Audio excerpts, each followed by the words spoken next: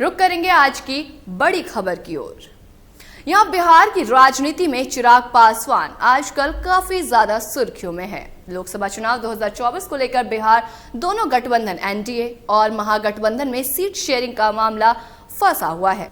NDA में मामला और भी पेचीदा हो गया है। लोक जनशक्ति पार्टी यानी कि रामविलास की पार्टी पुराने फॉर्मूले के आधार पर बिहार में चुनाव लड़ने की बात कर रही है, तो वहीं तेजस्वी यादव कई बार उनको महागठबंधन में शामिल होने पर स्वागत भी कर चुके हैं। सीट बंटवारे को लेकर गृह मंत्री अमित शाह के साथ चिराग पासवान की मुलाकात हो चुकी है और सूत्रों की माने तो चिराग पासवान ने अमित शाह को 2019 लोकसभा चुनाव में सीट शेयरिंग के आधार पर चुनाव लड़ने की बात कही। 6-1 के फॉर्मूले पर चुनाव लड़ने की बात कही गई है, तो वहीं लोक जनशक्ति पार्टी 2014 से लगातार एनडीए का हिस्सा रहा है। 2014 लोकसभा चुनाव में बिहार की 40 सीट में से 7 सीट लोजपा के खाते में गया था। हाजीपुर, वैशाली, जमुई, नालंदा, मुंगेर, समस्तीपुर और खगड़िया 2019 के लोकसभा में जेडीयू एनडीए में शामिल हो गई थी। नई सीट शेयरिंग में नया फॉर्मूला तय किया गया। लोजपा के खाते में 6 लोकसभा की सीट और 1 राज्यसभा की सीट गई। राज्यसभा में पार्टी के तत्कालीन राष्ट्रीय अध्यक्ष रामविलास पासवान भेजे गए थे। 6 लोकसभा सीटों हाजीपुर, जमुई, नवादा, वैशाली, समस्तीपुर और खगड़िया पर लोजपा प्रत्याशियों की जीत हुई थी।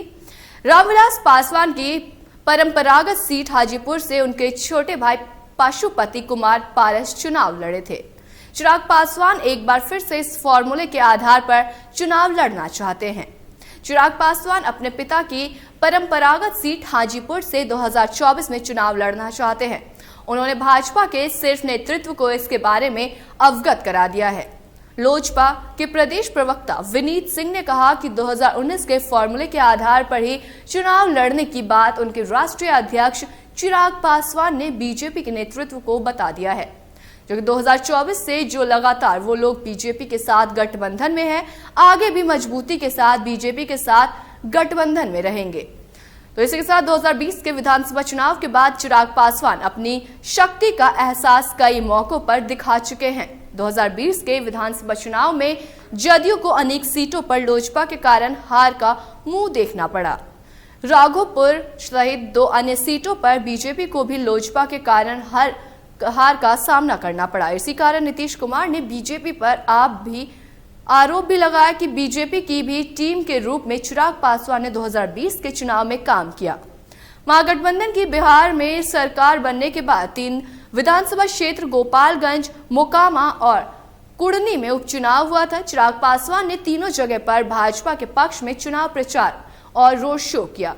3 में से 2 सीटों पर बीजेपी की जीत हुई। वरिष्ठ पत्रकार अरुण पांडे ने बताया कि चिराग पासवान बिहार की राजनीति में बहुत ही महत्वपूर्ण भूमिका में आ गए हैं।